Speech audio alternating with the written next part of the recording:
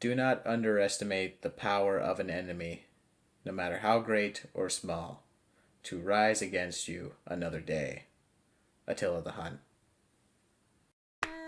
Violent Vice contains graphic and explicit content which may not be suitable for some listeners.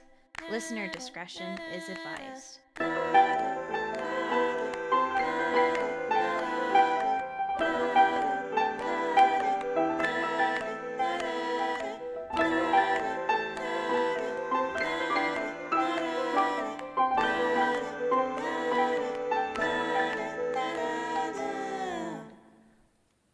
Hello, everybody. Hi! Welcome to Violent Vice Podcast. If you aren't subscribed already, hit the button. It's right there. You know where it is. You see it. It's shiny. Click it. And while you're at it, give us 5 stars so we can spread the joy and weirdness of our conversations to the rest of people who might enjoy our weirdness in conversations. I am John John, And I'm Audi. Hello. and you might have guessed from mostly the title that you clicked on and the quote, we're talking about Attila the Hun today. Woo woo woo woo! Yeah. Which is a little bit timely because of that Mulan movie coming out, even though it's not going to be mostly about China. This guy was this scourge of Rome, and many nightmares were had because of this particular person. I'm excited for it. Any early predictions slash thoughts on this absolute mad lad? They are gonna get over the Great Wall. That was somebody else. Oh, oops. Well, I'm ready to learn something. Excellent. You are at the perfect amount of knowledge about this guy before this. Perfect. So, a quick kind of synopsis. He was born in either 395 AD or 406 AD, being that he's from a nomadic Mongol tribe that don't exactly have piles and piles of documentation and paperwork. It's mostly hearsay and guess based on what was recorded about them. But I mean, that probably helps. There's no DMV in the nomadic Mongol tribes, so should be an easier life in that regard. But roughly around that time is when this particular mad lad was born.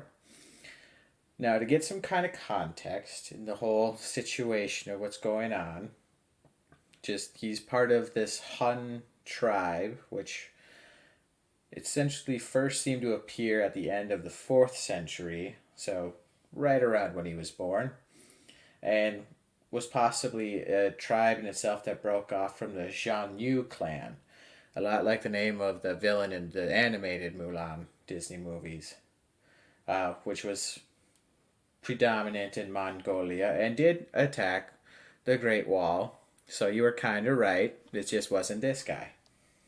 Gotcha. And yeah, they would attack China pretty consistently, and like they were the barbarians of the north throughout most of that 3rd century during the Han Dynasty.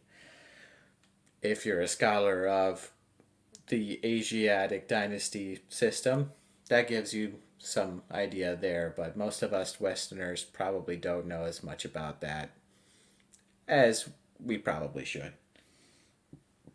Now, to get some sort of description of this mad lad, we actually have to go to Romans who had writing, and one particularly avid historian of the Romans, Priscus, met this guy and did his best to describe him, though his particular writings were somewhat lost to time, but was recorded in a different Roman guy's journals of the whole area, whose name was Jordanes.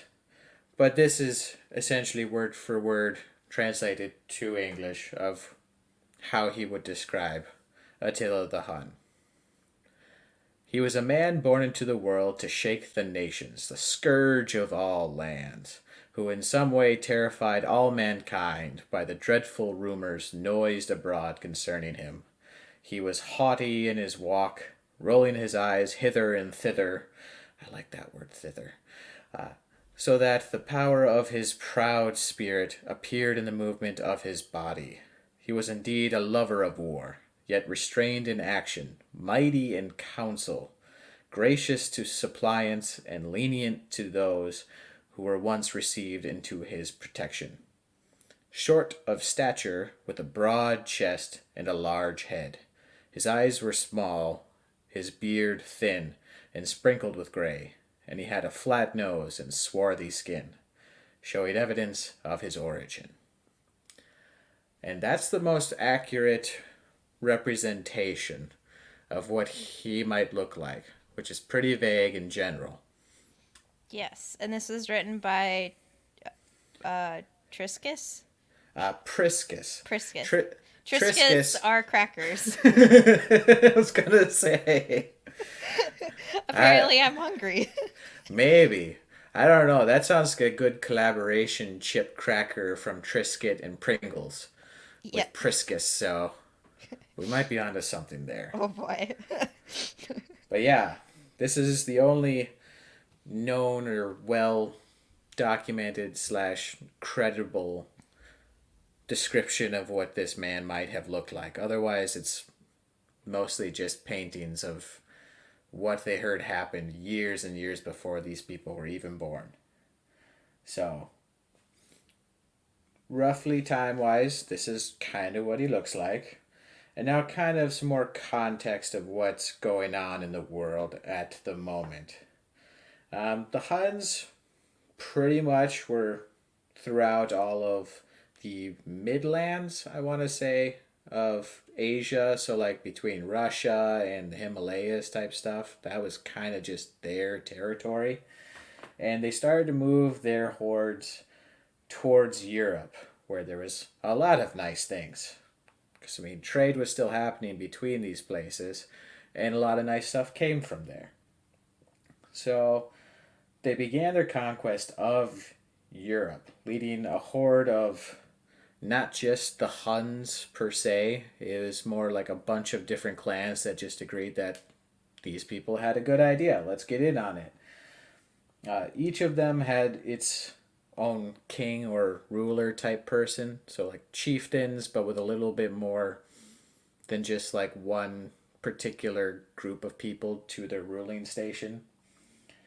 And they began conquering smaller states and peoples throughout most of the eastern part of Europe, making their way towards that Mediterranean and Atlantic coast. Coming across roughly the first of like the more named or noted countries or groups of people in Europe were the Alans. And through their first major push, they kind of conquered them. With that, Romans, who had conquered most of the Mediterranean area, started to kind of take notice of these guys. So, pushing from the Alans, they moved more through the Gothic states. These are kind of fun names to try and say, but I am pretty sure I'm saying them wrong. Like, they went through the Gruthungi. That's such a fun name to say. Grufungi. Gruthungi. Nice. He sounds like a fun guy. Fungi. Well, it's like a clan of Goths in the Germanic area. So there was the Gruthungi peoples and the Thervingi as well. That one's also fun to say. Nice. And in their conquering of these Gothic places that were not quite under Roman control yet, the Goths that weren't exactly part of these had to migrate west into Roman Empire territory, which kind of helped the Romans, but also helped to build more chance of rebellion against the Romans in these places. And Rome was already kind of splitting into its two separate nations, with the Western Roman Empire and the Eastern. So kind of the split of Roman Catholic and Eastern Orthodox Church type situations. Makes sense. Now, typically you would think the capital of at least one of these separations would be Rome because they're Romans. But no, none of them had that. Constantinople was the east, and the west was actually Milan, not Rome, for some reason. So, in some sort of regard, people were thinking that the Western Roman Empire would be the one that would last more than anything else, meaning that they would still be around for a super long time because they had Rome and they had all this Western technology and wealth, but it turns out the Eastern ones lasted so long they had to change their name to the Byzantine Empire, which was around, I think, all the way up to almost World War I. So one worked really well, one Sounds didn't. like it. But it's kind of where Rome was splitting in two, so it wasn't as unified as it once was. But the Huns were moving in through Europe. Rome was a little bit more chaotic than it normally would like to be. And on the eastern side with Constantinople, the Huns moved more away from the Goths and more towards this rich Middle Eastern area and started attacking Syria and Cappadocia, which I'm not exactly sure where that would be nowadays, but it is like one of the more strong nations of that time in the Middle East, and as well as the Saracens, which was kind of pre Persia before it was Persia. But nowadays we would call that the Neo Persian Empire. So, so scratch that. It wasn't pre Persia, post Persia, not pre Persia. So the Roman Empire had Hun problems, mostly the ones dealing with the Goths moving into where they should be in the west, and them literally attacking their empire in the east. Because this was a huge horde. Just tons of these nomadic horsemen with bows and arrows. And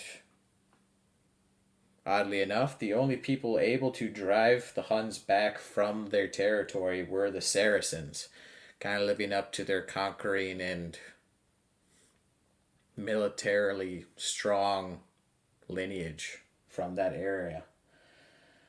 Now, also around this time, the Huns, which were still not officially unified in some way, were much like mercenaries in the in between areas of Rome. So, not the far ends, but kind of where they were gathering more territory through the middle of Europe and right where it meets Asia, as well as mercenaries of sorts by the Romans who were having to deal with Hun problems themselves. So, in the following decades, the Romans and the Huns had a sort of uneasy alliance, often breaking that alliance on both sides, where one might have something that the other wants, but may not have the forces to fend off the other. So it was a lot of just like, we're friends, but we're stealing your stuff. And it's just like, I know you stole our stuff before, but I'm still going to hire you. Also, I'm going to take this stuff of yours because you're not protecting it well enough. So a lot of like, just like, we'll work together, but I hate you type situation going on between Rome and the Huns.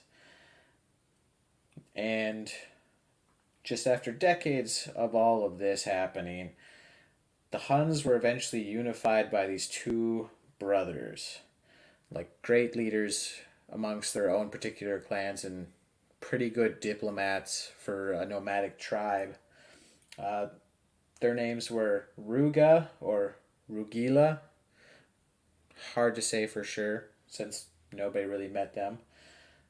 Uh, as well as his brother Oktar, who each kind of ruled half of Hun territory in their own kind of respects.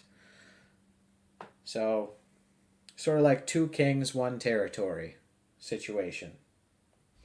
Each had their particular areas. Oktar just brought me back to Reptar from Rugrats, and I had a I'm so moment there. glad. I am so glad because it did that for me too. I was just like, I don't think I should mention it, but it's what I thought. Yeah, So, I missed Rugrats. That was a great show. oh, Sorry for the interruption, but no, that's okay. it was funny. Quick nostalgia break, I guess. Yeah. But now after these brothers unified all these different kind of clans going under a particular name, they embraced that name, the Huns, and were each ruling each other's kind of people as long as they were in their territory, since they had similar ideas, it seemed. But later on, due to either some sort of alcohol poisoning, a sickness, or just wounds over a certain amount of time, Oktar died in the year 430. So the two kings were now just one. And instead of finding a replacement for Oktar, Ruga just ruled alone for at least a little over a decade before also dying of similar type means. Now, Ruga and Oktar also had another brother, whose name was Monzuk. Now, Monzuk had two sons of his own. Even though he wasn't a chieftain ruler himself, Ruga kind of took his two nephews as sort of a way to replace him and his brother eventually. Now, these two nephews were named Blida and Attila. And that was all that was left of the official lineage of these two brothers. So once Ruga had died, then rulership fell to both of these brothers to rule the Huns in a similar way to Ruga and Oktar. So now there's instead the two rulers, Attila and Blida, which, I mean, Blida is a pretty descriptive name. It's just they're both fighters, both cat warriors in a sense. So it's just there seemed to be an expectation right from the get go. Now, since they were both ruling, the rulership and the control of the Huns was actually very similar to their uncle for a long time. Most likely using the similar strategies of dividing and conquering throughout each of their like particular territories and armies. Whereas if somebody went into the other person's controlled territory, they were essentially that person's citizens for a certain amount of time. That is until the year 445 AD, when Blida died from uncertain circumstances. Now, some people theorize that Attila went to his brother's territory, challenged him to a fight, and killed him, or did so through more nefarious means, with either poisoning or just straight up assassinating him. There's no concrete evidence that this happened, but it does kind of fit the personality a bit more. So now Attila was in charge on his own. Now, the Romans, in a way to kind of conscript the Huns as mercenaries for a good while, and so the Huns wouldn't straight up invade Roman territory, had been paying the Huns as like a yearly tribute, starting under Ruga's particular control, and were willing to pay Attila even more to maintain this uneasy but more so agreed upon allegiance or straight up peace. And it seems a lot more like mafia protection money type situations. Just if you come here, it's just gonna just fuck us up. So don't come here. We'll give you stuff so you just let us do our thing. And in a way, it kind of worked. I mean, who doesn't like to get paid just to sit around? It's a pretty good deal if you ask me.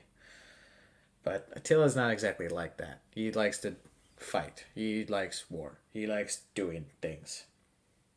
So in 435, a treaty was signed by both the Romans and Attila.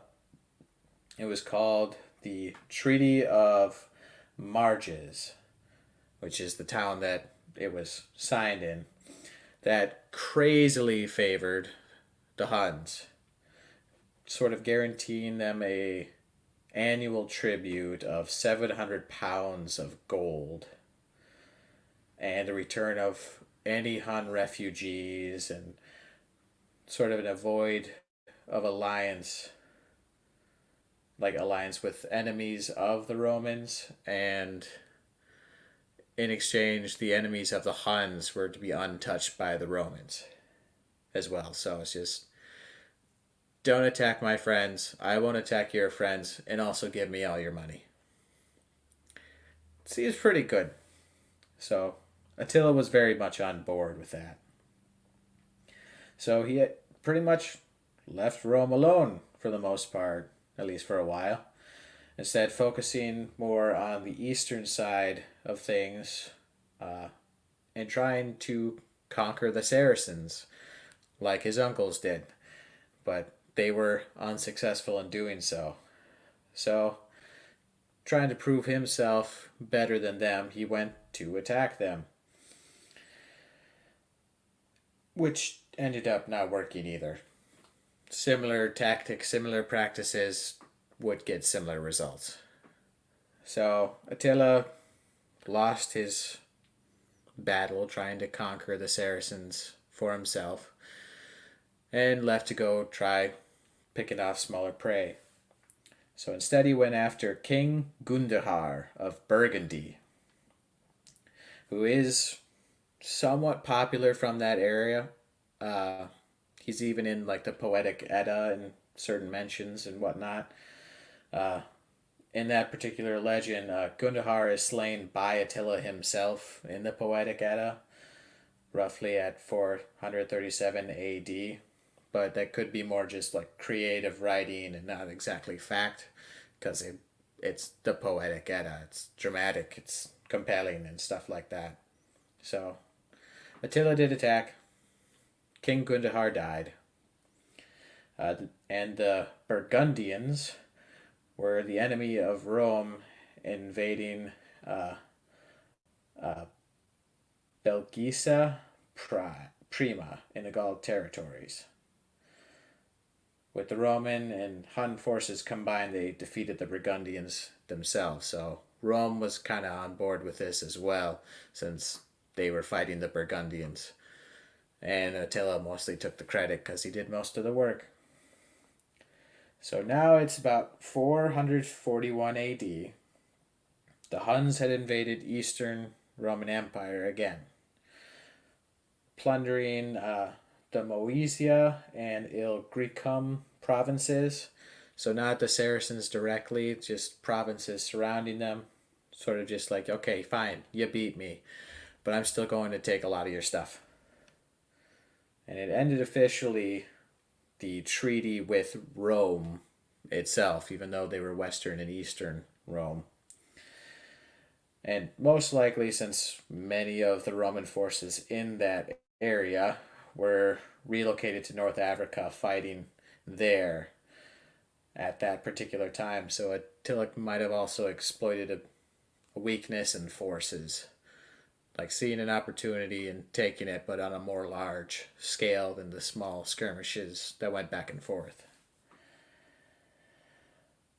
And those attacks were so successful that Rome was very scared, thinking that that treaty was more security for them than, like, the Huns didn't need to do that. Like, they didn't need the treaty to keep things going for their empire, but Rome kind of needed it going so they could keep theirs. So in 443, Rome was willing to make an even newer treaty that was even more beneficial to the Huns, like with over 1,000 pounds of gold this time. Extra bribery. Yeah, it's just like, maybe it wasn't enough money. We'll just give you more of that. And of course, Attila accepted. It's just like, I mean, we're going to do what we're going to do, but if you want to give me money, sure, why not? I'll take it. So he took that particular payment and moved his horde back into the heart of Hun territory. And this is a particular time when Attila went and faced his brother, or killed him, straight up murdering him at that point. So the treaty didn't exactly last long again. So by 447, Attila invaded the Eastern Roman Empire again in the Balkans, which was very successful for him, capturing a lot. He ended up capturing hundreds of people and making it all the way to Thermopylae in Greece in terms of how far he invaded into Roman territory. So lots of riches, lots of new citizens, in a way, as well as like a lot of new merchandise and things to bolster his own horde. And Rome kind of was angry, frustrated, understandably so. It's like, we paid this guy all this money and he's still not listening to us. So I'm going to have to team up and try and take this guy out. So they try to unite with all of Rome's forces, keeping them all in there together instead of being spread out all throughout the area, because that was a bit easier for the Huns to pick off. Which resulted in this particular battle, the Battle of Utis. And while Rome did end up losing that battle, the Huns took heavy casualties as well. Though Attila was still alive afterwards. So it's like a big battle where Rome was like, that's it, we're standing up to you. Attila's just like, I'll show you what happens when you stand up to me. You're going to lose. Smack. Of course, Rome smacked back, and suddenly Attila is a little bit more underprepared than he once was. And kind of being egotistical in a way, full of himself after a victory of the entire Western Roman army, he focused on Constantinople, thinking if he can take one out, he could probably take out the other. And then realizing once he got there that he didn't have the forces he needed to do so, and he was just severely underprepared. So when he got there, he had to settle for another treaty with Constantinople that he paid him even more than what was before. So he's just getting all these riches just because he decides not to attack another place. And while he probably wouldn't win, Constantinople would have suffered greatly as well. So he's coming out pretty good considering. Yeah. I mean, he didn't come out unscathed against the war with, or that particular battle against the Romans, and even though he probably wouldn't have won in the battle against Constantinople, they were still willing to pay him a bunch of money to not even try.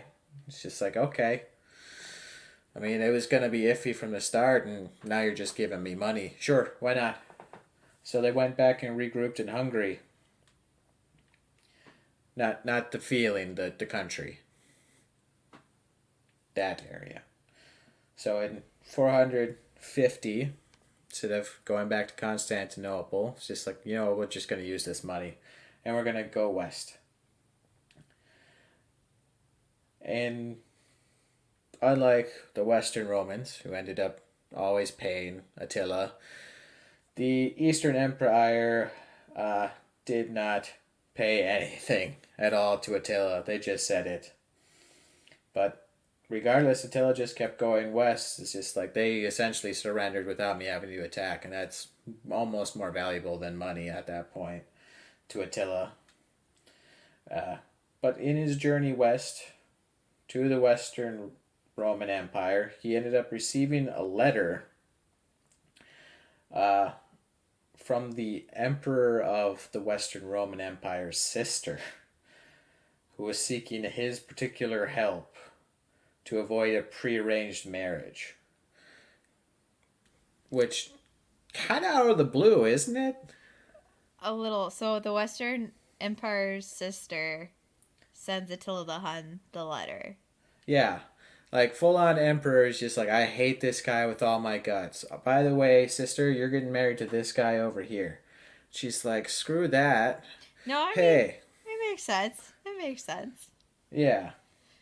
So, Attila felt that it was just a proposal outright by her, and that suddenly all of Western Europe was only naturally fitting as a dowry for the emperor's sister. So it's just like, yeah, I'll marry you, and as a gift for doing so, I can have all of Western Roman Empire. Great, I'd love that. Not quite sure how that works, but yeah. And it probably wasn't exactly what it was either. It's just like, No. I just want you to help me get out of this particular situation. You can kill the guy, but I don't want to get married.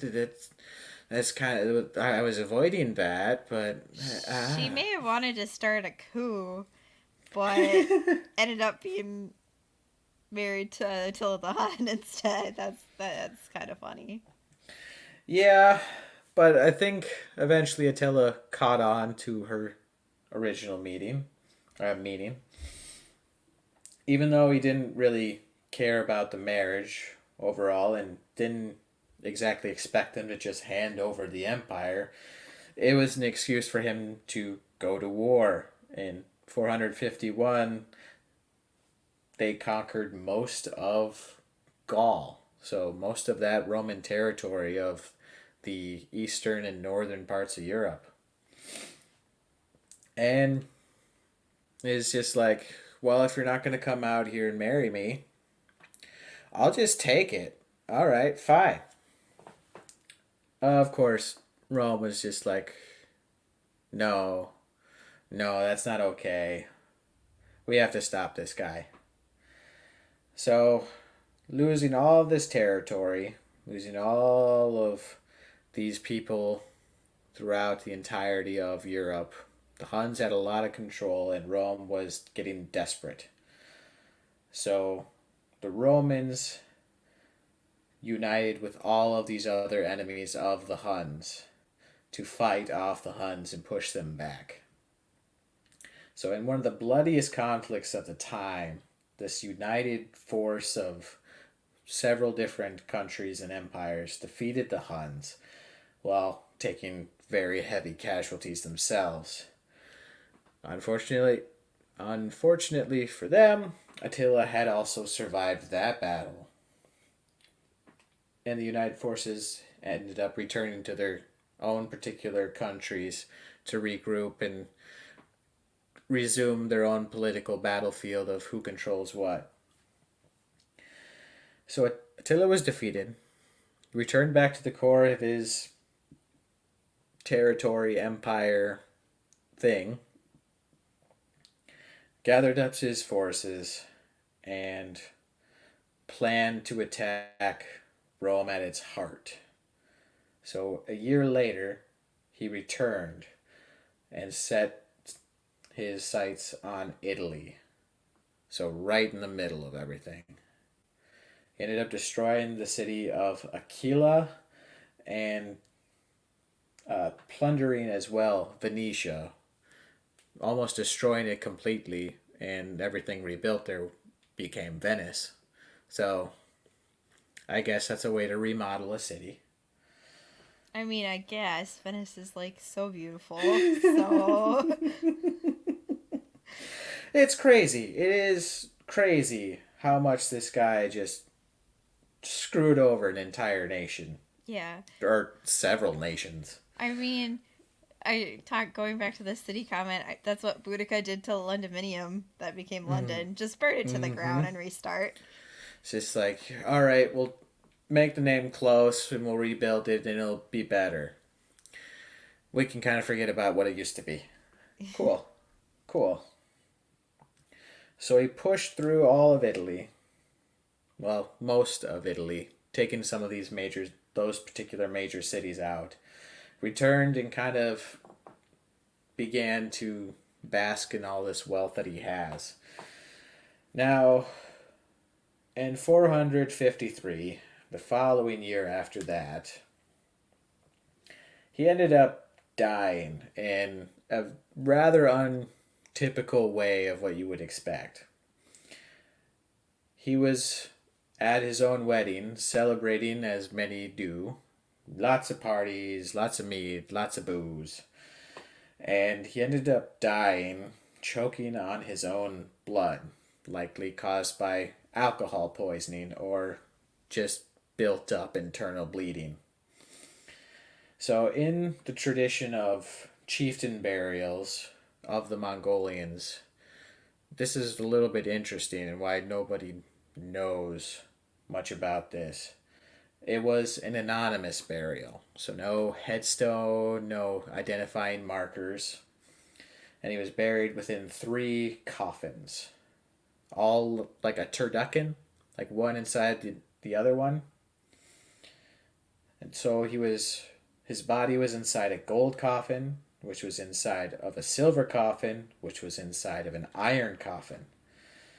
And 3 separate burial mounds in a random location were all buried in a similar way. So nobody could truly identify which was Attila. And once all of these preparations, all work was done, everyone involved in the burial was then killed.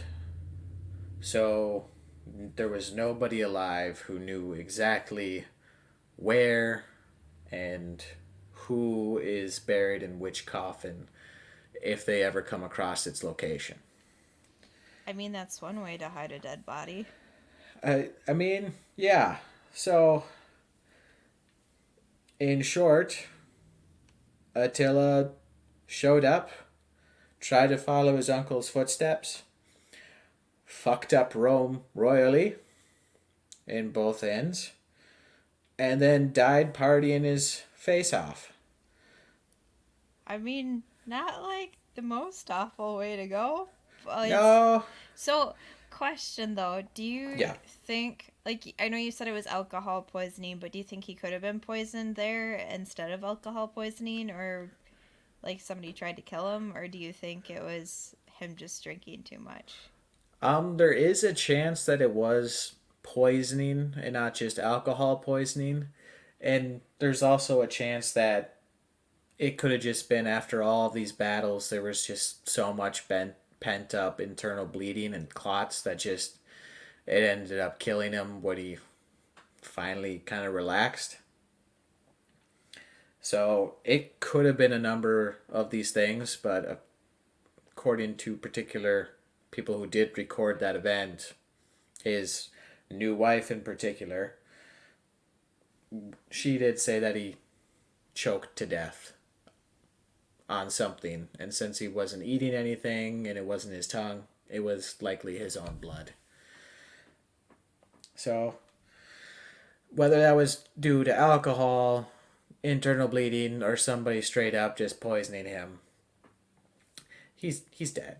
Yeah. Well, he would be dead no matter what from time, Yeah. but yeah, dead from that. Yeah, but I think more people would like to find out more about him and what he might have looked like if they didn't sort of do that 3 cup find which one's him shuffle type thing that you see on like the side streets and you pay money and it ends up being a trick the whole time. Plus, people can only guess where he might have been buried. So it's no guarantee that that's Attila, no matter what. If we actually find him, there's no way of knowing if it is him. Yeah. But yeah, what do you think, Audie? I think he did a lot. He did. Yeah. He kind of fucked up Rome quite a lot. A lot. A lot. And he saw a lot of the world as well. Like most of the central part of Asia.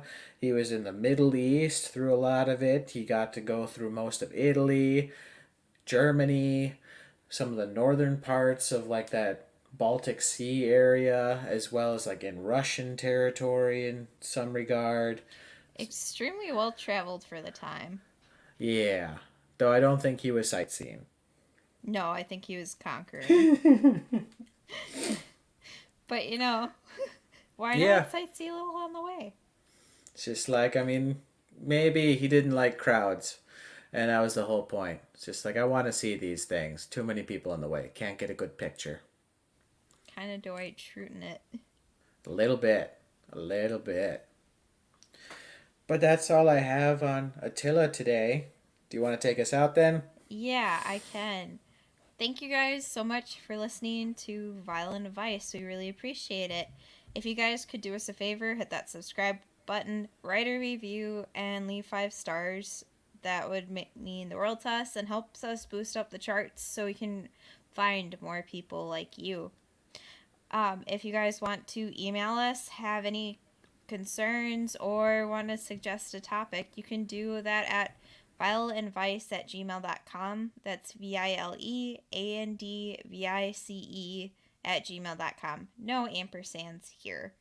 We also have all of the social media, so you can follow us on Facebook and Instagram at Vile and Vice Podcast.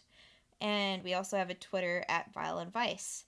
And if you guys want to go above and beyond and support us on Patreon, you can do that at patreon.com/vileandvice. Again, that's VILEANDVICE.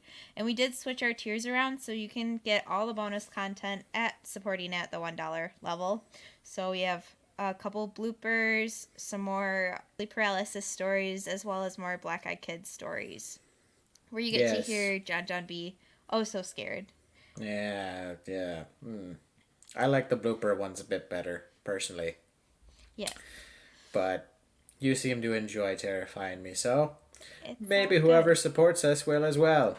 Yeah, so Meanies. You can do that at Patreon, as well as Patreon gets like bonus content when we open up a merch site. That'll be where everything's on first, and we just really appreciate all the supports. But thank you guys so much for listening, and we'll see you next week. Bye. Bye. Thank you for listening to Violent Vice. Cover art is by Audi Griffith. Music by Annabelle Revac. If you want to help support the show, please visit patreon.com/violentvice or give us 5 stars on Apple Podcasts or wherever you listen to. This helps us move up the charts and also helps keep the spooky stories coming. Thank you.